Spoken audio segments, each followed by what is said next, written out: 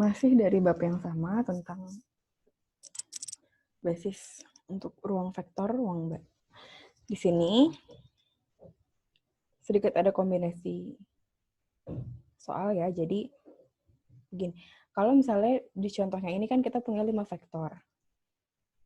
Berarti di antara 5 vektor ini ada yang merupakan basis ya kan? Ada yang merupakan basis, sehingga berarti vektor-vektor sisanya adalah vektor yang merupakan kombinasi dari vektor basis ya.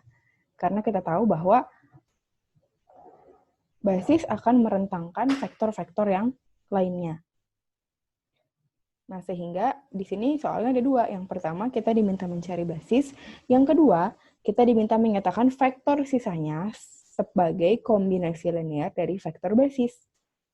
Ya, jadi pertama-tama untuk yang mencari basis, mudah ya, tapi di sini dia mintanya basis yang berasal dari vektor asal. Jadi yang dimau adalah basisnya, isinya adalah vektor-vektor asal. Berarti kita nggak bisa pakai yang cara basis ruang baris ya, kita harus pakai basis ruang kolom. Ya. Di sini kita bentuk vektor-vektornya menjadi kolom-kolom ya, kolom 1 sampai ke 5. Kemudian ketika sudah direduksi, kita mendapatkan bahwa eselonnya ada di kolom pertama, kolom kedua, dan kolom keempat. Sehingga basis untuk ruang vektornya adalah vektor pertama, vektor kedua, dan vektor keempat. Oke, itu untuk yang A. Kita dapat ya basis dari ruang vektornya. Nah, berarti gimana cara kita menyatakan yang B kan kita diminta mencari kombinasi linear ya.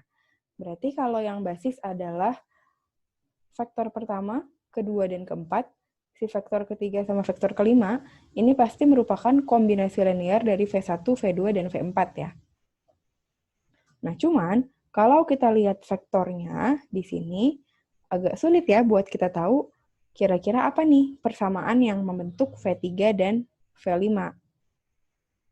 Tapi kalau kita ngelihat ke yang udah direduksi, ya, ini kan lebih mudah ya. Kita bisa tahu bahwa, oke, nih misalnya kita lihat di W3 nih. Kita tahu bahwa W3 ini kan ya, kalau dia bagian atasnya ini 2 ya, kita tahu bahwa dia pasti 2W1 ya. Karena untuk W2 dan W4 ini baris pertamanya 0. Jadi pasti W3 ini 2W1. Kemudian di baris keduanya kita punya min 1, jadi dia pasti min W2. Ya. Oke. Ya, 2W1 min W2, dan untuk W5 juga sama. Kita tahu bahwa yang terisi baris pertama, kedua, sama ketiga. Jadi pasti kita tinggal lihat baris mana sih yang bersesuaian ya, di mana W5 berarti 1 ini dari W1, 1 di baris kedua dari W2, dan 1 di baris ketiga dari W4. Nah, kombinasi ini akan sama dengan kombinasi vektor yang ada di vektor asal. Ya, jadi ini akan sama ya dengan vektornya. Bahwa V3 sama dengan 2V1 min V2, kemudian V5 sama dengan V1 plus V2 plus V4.